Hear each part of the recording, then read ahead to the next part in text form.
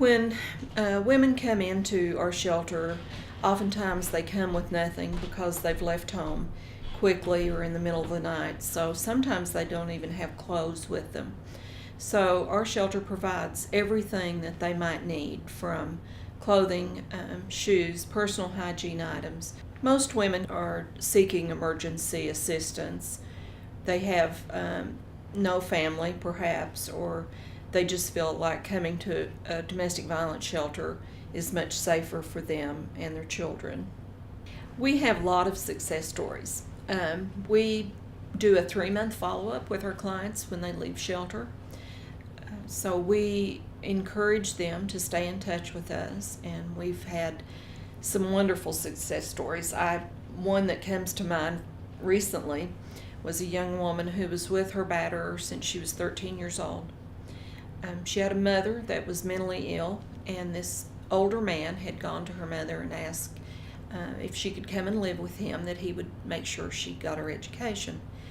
And the mother let the young woman go live with him. The abuse started pretty soon after she went to live with this man, and when she was 16, he married her, and the abuse got very severe. She stayed with him until she was 23, and then she got to a neighbor one night after a severe beating who helped get her here to the shelter. And she stayed with us for several months, and she went through all of our counseling. She went through all of our casework. She enrolled in school to get her GED, and while she was here, she made wonderful strides. And she just got to the point where she was determined not to lead that kind of life any longer. Sometimes women come to shelter and only need to be here until their protective orders are filed, and then it's safe for them to go home.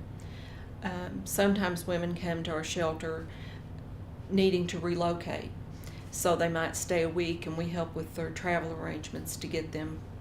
We've sent women as far as Australia, to other states across the country where they can be in a safe location. And you can ask, but they don't always want to tell you. Battered women find it very hard to trust anyone. So just because you might ask doesn't mean that they're going to call, because it actually could save someone's life if you let them know that you're willing to be there for them and to make a phone call on their behalf. Is there anyone you would like for me to call, or is there any place I can take you to today that would be safe for you to go? Every case is different. There's no cookie cutter image of a domestic violence victim.